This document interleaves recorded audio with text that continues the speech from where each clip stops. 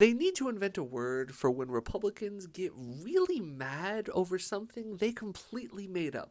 I'm sure many of you would agree that comes up a lot, but this one in particular shocked me with just how detailed it is. Mike Cernovich recently said, if you own a house, subtract what you paid for it from the Zillow estimate. Be prepared to pay 25% of that in a check to the IRS. He says that's what Kamala Harris is going to do to you. He then gives us some numbers to work with as an example. He says you paid $250,000 for a house. Zillow says it's worth $500,000. Now, it's not clear at all to me as to why Zillow would be the source of truth for the value of the house, but let's roll with it. He says that means you've made $250,000 in unrealized capital gain. Multiply that by 25% and you owe the IRS a whopping $62,500.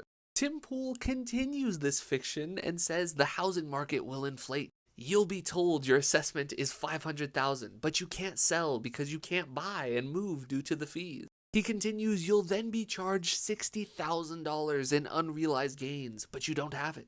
You sell at a loss to cover tax liability and downside. Now, I thought he had literally just said you can't buy and sell, but okay.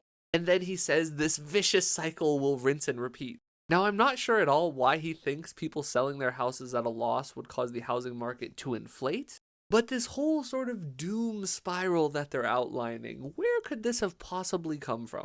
Well, Kamala Harris recently signaled that she backs Biden's tax proposals, which includes a tax on unrealized capital gains, and the tax rate proposed is 25%. The issue is that this tax would only apply to people with over $100 million in net worth. So someone could own 80 homes that Zillow says is collectively worth $50 million, and this unrealized capital gains tax wouldn't affect them at all. And so it definitely wouldn't affect someone with a $500,000 home. Now, I do think 25% is way too high for something like this. Previously, Bernie Sanders and Elizabeth Warren had proposed a 3% wealth tax, and even that was fairly controversial.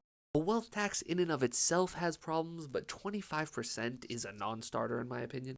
Regardless what you think of that though, Tim Pool and Mike Cernovich are not in any way actually engaging with the policy proposed. They are responding to something literally no one proposed and panicking over it. Now, whether they're being malicious or genuinely don't understand the policy, I'll allow you all to be the judge of that.